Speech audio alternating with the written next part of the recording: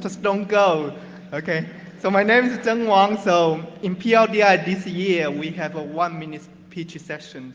The idea is that each PLDI speaker will spend 1 minute to convince you to come to their talks. And today we have 24 excellent papers. So we're going to start from the first one. Just before we start, so the break is opening now, especially for the Korean folks, because right after the pitches, we'll go on with the Korean sessions. So if you want to have coffee, you have to try to schedule dynamically. And also after the pitches, we'll go directly for PLDI to the parallel sessions on Aula Master and civil engineering. Thank you. Hey, so first talk of the first session, demo match, API discovery tool. So the big question is, how do you help somebody discover functionality in a complicated API when they can't even name what they want? So the demo match solution is you let them do a demonstration of the desired functionality on some other application that uses the same framework. And so what we're able to do is take that demonstration, match it against the database of program behaviors, and from that, give you a code snippet that tell you how to use the functionality. If you want to know how it works, come to the talk.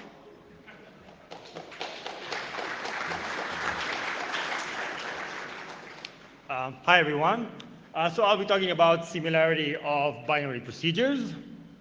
Why you should come? Well, if you're a developer who's interested in what's happening when you reuse code in the binary, or if you're a security researcher who looks for possibly vulnerable procedures in stripped binaries and you need help doing that, then we'll talk about how we find similarity. We use some crazy ideas like reapplying optimizers on lifted binary code. And we also use statistical reasoning to find what is the important part of the procedure which avoids false positives. So we have some nice accurate results with scaling over millions of binaries. So come check it out. Thank you.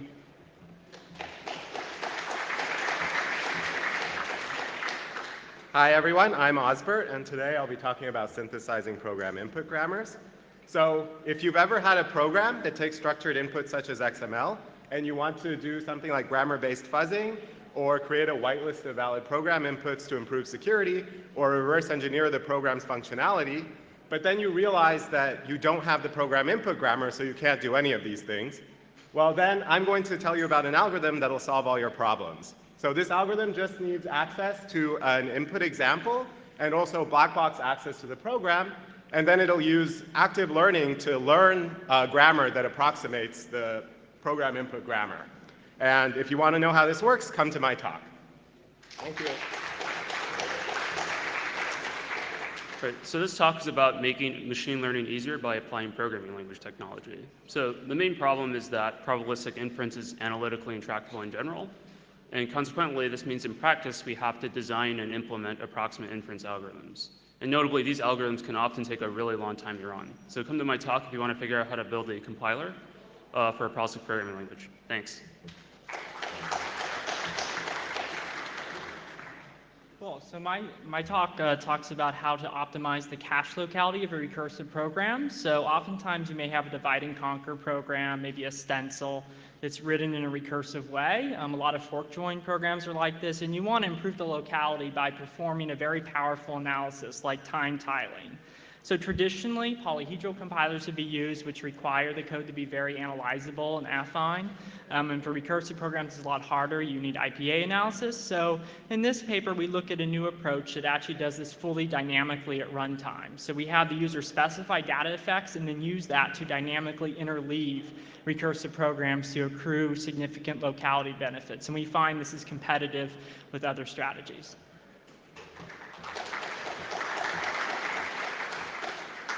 So pipelines of comprehensions over streams of data are common in data analysis workloads. And these can include functional comprehensions that don't have any states and effectful comprehensions that incorporate some loop carried state. So we want to allow modular development of these pipelines that can include both functional and effectful components. And then we want to fuse them into a single representation from which we can generate efficient code. We compile our front-end languages into branching symbolic transducers, and the Fusion procedure we have developed for these uses an SMT solver for pruning, and it also exposes some additional opportunities for further reductions we have developed. After Fusion, we generate efficient code, and the evaluations have shown large speedups over handwritten and traditionally fused code on a variety of benchmarks. So I hope to see you at my talk to get all the details on how we achieve these speedups.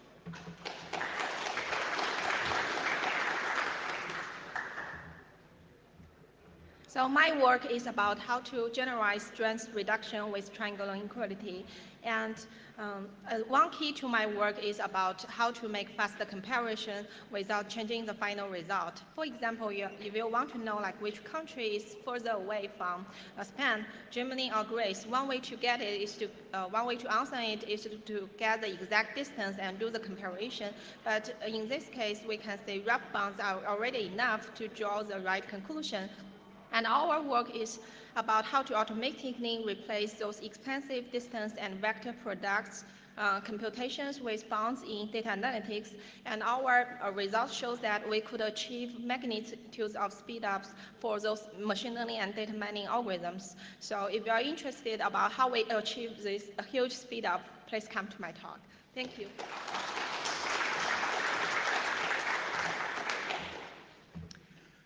So you've written a peephole optimization because you want your code to go faster, and you found a common pattern that shows up a lot that could be written better. But you tried it out, and it works for all your test cases, but you weren't able to prove that it was correct because there's some other cases where it was wrong. So you need a precondition that'll indicate to when the optimization can be applied. And that can be real hard to do, real annoying. You need to specify when it's valid, but you don't want it to be too strong, and you don't want it to be too complicated. And so our tool can help with that. It infers a precondition automatically for a peephole optimization that's specified in the Alive language. And it will find the predicates that it needs in order to write your precondition. And it will make sure that your precondition doesn't try to divide by 0 and crash the compiler. If you're interested, see me at the talk.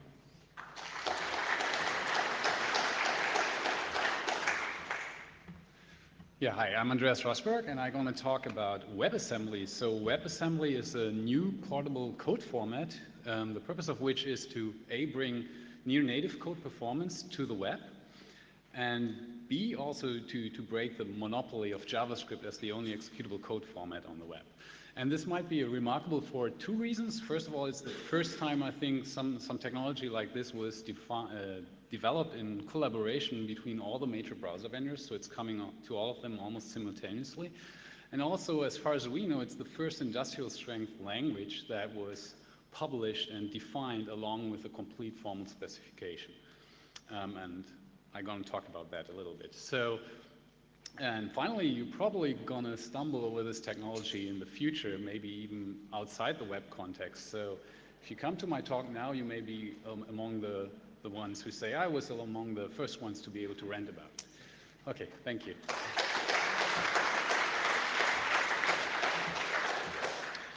Hello, everybody. So when writing compilers, there's a common conflict between writing a modular compiler and writing a fast compiler. In my talk, I'll introduce a new method that we've used to build Dota compiler, the future Scala 3 compiler, to write the compiler which is easy to maintain while also being fast. The methodic allows to speed up the resulting compiler by 35% and reduce the GC promotion rate by 50%. The talk will also include a very interesting evaluation of performance and very interesting artifacts, which to the best of my knowledge have never been shown for Scala compilers in particular and compilers in general. So please come if you're interested in low-level performance too. Thank you.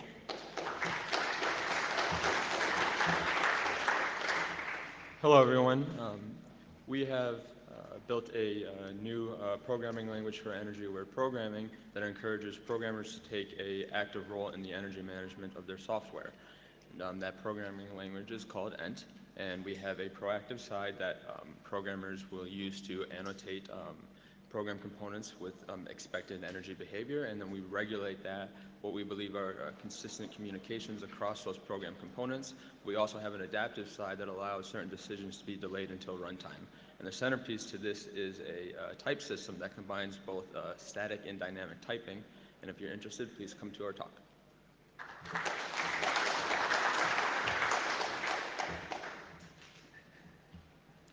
Hello everyone, I'm Kapil Vaswani, and my talk in the afternoon today is about the very high cost that we all pay by using garbage collection to get memory safety in highly performance critical systems. And this is a cost that's going to increase as we build applications that consume several hundreds of gigabytes of memory. In the spirit of Brexit, I claim that we need a GC exit. So I claim that we need to leave the garbage collector behind and instead take back control over memory management. And we propose to do that by adding a very simple delete primitive to starting with a safe language, adding a delete primitive and a dangling reference exception.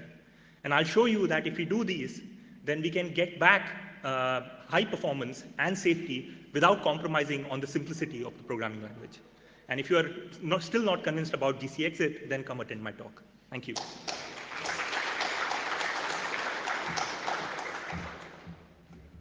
Hi. So just like CPU programs, GPU programs have data races. And the way to find the data races in a precise way is using a vector clock based algorithm. But vector clocks don't scale that well on GPU programs that have hundreds of thousands or even millions of threads.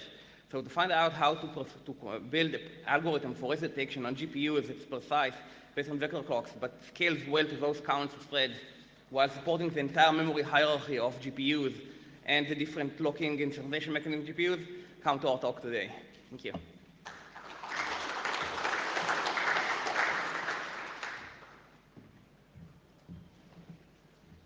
Hi, I'm Steve Friend from Williams College.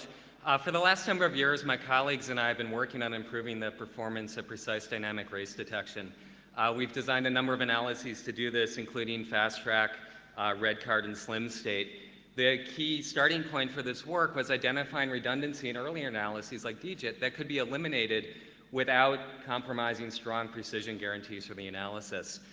Despite our work, these analyses can still have fairly high overhead.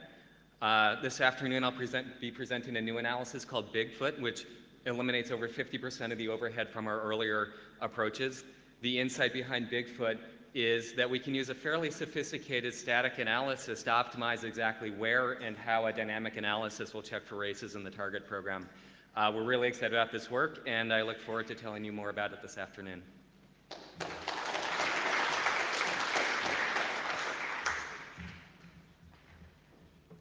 Hello all. Traditional sound race detection techniques based on happens before relation are known to miss a lot of races. Other techniques that try to overcome this shortcoming often tend to not scale because they're not linear time as happens before is, and they have to resort to what is called windowing. That is not desirable because that can also miss happens before races. Our contribution is this new partial order called weak cost of precedence. It is provably more general than happens before or CP. Further, it's sound. It doesn't raise any false alarms. The most important part being that it has a linear time vector clock algorithm, and that is the source of all the efficiency. We show that our algorithm is optimal in terms of space and time, and further, our experiments are promising. We show that we can handle really huge traces and still have running times comparable to happens before. So for more details, please come to my talk at 2:50. Thank you.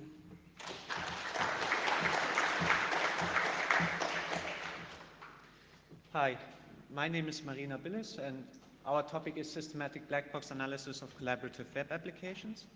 So we are looking at distributed web applications where there are several clients, where web browsers run, and different users make concurrent changes to a shared document in a collaborative editor, which are then synchronized via notion of eventual consistency. We want to find concurrency bugs in these kinds of applications, and the challenges for finding concurrency bugs are the huge state space that needs to be explored and the overall complex and distributed nature of the application. We present our approach and we show some results of some bugs we found, for example, in Google Docs. Thank you.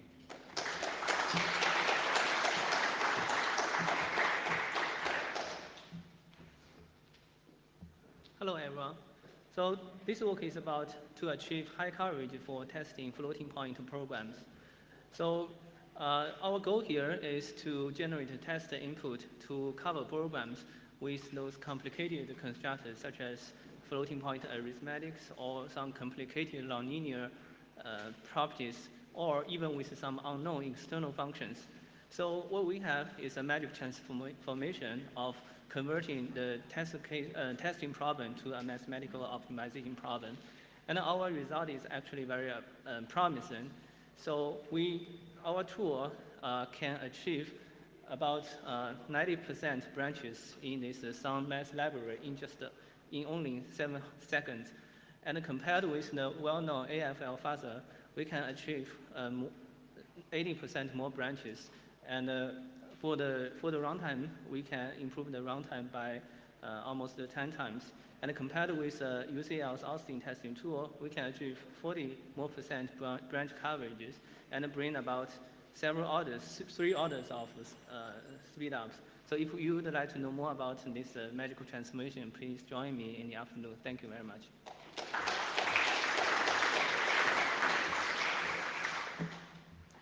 Hi everyone, I'm Buddhika and I'm going to talk about instruction planning. Quite a funny name. So what do profilers, debuggers, and JIT compilers have in common? So they all use program instrumentation. So with instrumentation, we can gather statistics or even dynamically optimize running applications. But we need to limit the overhead of instrumentation in order to keep the, minimize the observer effect. And also when debugging, we need to be able to attach probes anywhere in the application. But current techniques incur a huge overhead when you attach probes to the application and when running them. So we propose this new technique called instruction planning, which can instrument at any instruction of the application. And more importantly, our technique is several thousand times cheaper than the current state of the art. So if you're interested in this, come see at my talk. Thanks.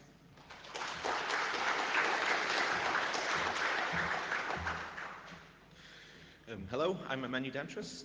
So ARMv8 comes with 2 instruction sets, the new 64-bit instruction set and the old 32-bit instruction set. Now, supporting 32-bit instruction set has several costs in power, area, performance, and processor development time. So what if we got rid of it? The problem is nobody's going to buy your chip if you can't run all of the legacy applications.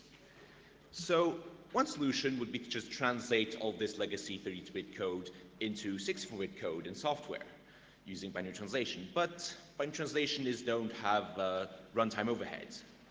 Well, does it really? We disagree. So we created MemWorks64, a dynamic binary translator which has such low overhead that on the same processor with the same 32-bit binary, we can run SpecCP 2006 faster under the translator than it would run natively. If you want to see how we do this, come see our talk at 5.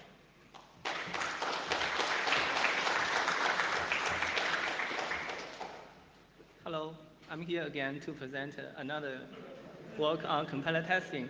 So in this work, we consider the program enumeration problem for compiler testing. So the problem is that give you a program, how do you enumerate all these program's variants? The key insight of this enumeration is that by enumerating the programs, it is possible to exploit all the variable usage patterns. By exploring that, it is possible to trigger multiple compiler optimization passes and to find bugs. And the technical challenge for our problem is that how to efficiently enumerate the program. And our algorithm achieves about 6 orders of size reduction. So our result is, again, very appealing. And in half a year, we are able to find about 200 bugs in 2 mainstream C compilers. And we are able to find crashing bugs in Concert front end and also 2 research Scala compilers. And see you in the afternoon. Thank you.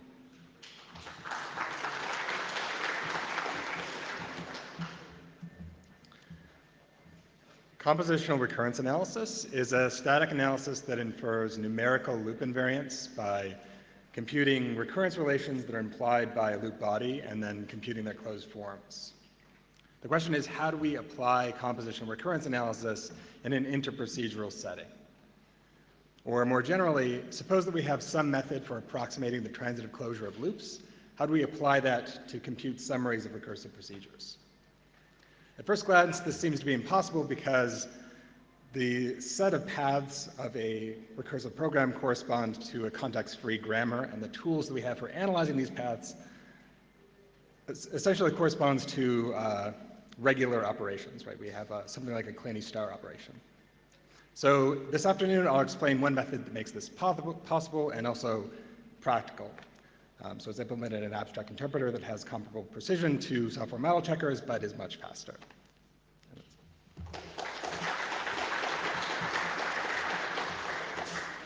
Hi, my talk is about context-sensitive pointer analysis. In a context string-based approach to pointer analysis, data flow facts are tagged with strings that are described how the method is invoked. The problem with this approach is that local data flow facts, or facts that are invariant with respect to a method's caller, is enumerated redundantly. Borrowing ideas from the context-free language reachability-based formulation of pointer analysis, I present a unifying abstraction called context transformations that is more efficient. In addition to the efficiency evaluations, I'll present the precision differences. If you're interested, come to my talk. Thanks.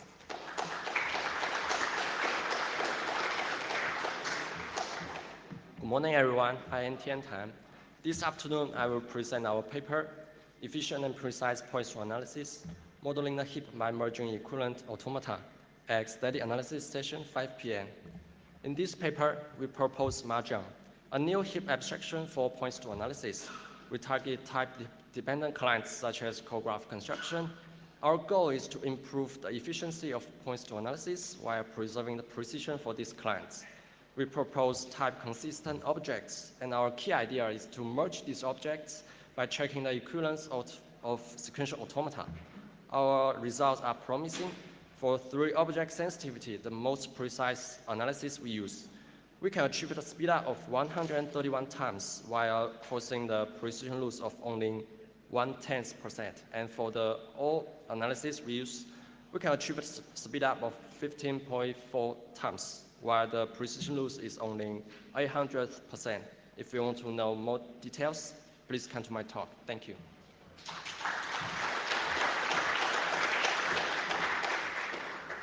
Hi, I'm Anirudh. I'll be telling you about deadlock detection for asynchronous C# programs. You've probably heard of async await. It's either in your favorite language or coming there soon. If you've always wondered what the hell this is about, you should come to this talk.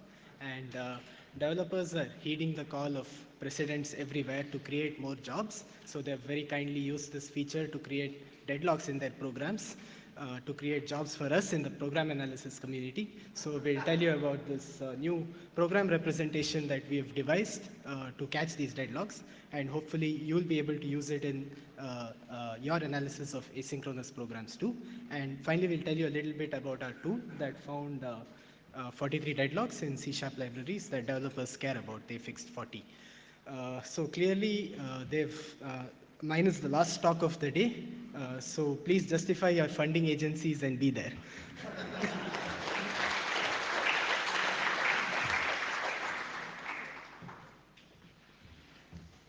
So thank you. Now we have the coffee break outside, and the next parallel session starts at 10:50.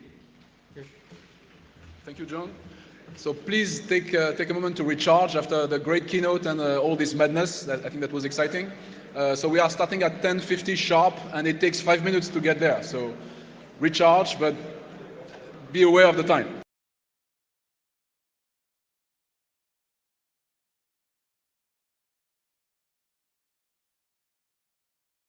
But then you realize that you don't have the program input grammar, so you can't do any of these things. Well, then I'm going to tell you about an algorithm that'll solve all your problems. So this algorithm just needs access to an input example and also black box access to the program, and then it'll use active learning to learn grammar that approximates the program input grammar. And if you want to know how this works, come to my talk. Thank you.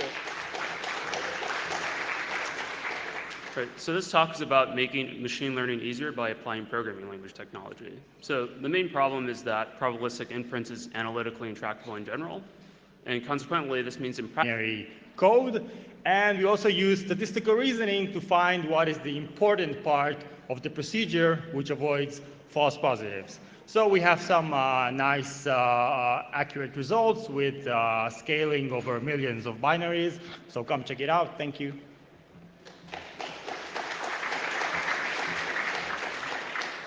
Hi everyone, I'm Osbert, and today I'll be talking about synthesizing program input grammars.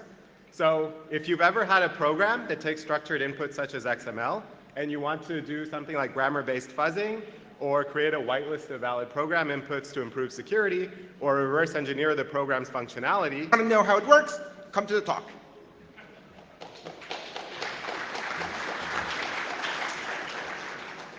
Hi everyone. So I'll be talking about similarity of binary procedures.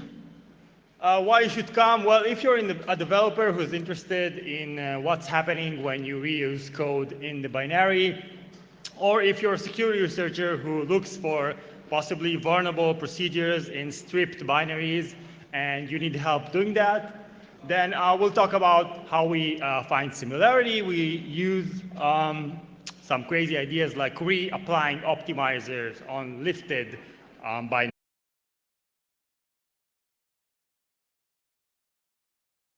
Just don't go.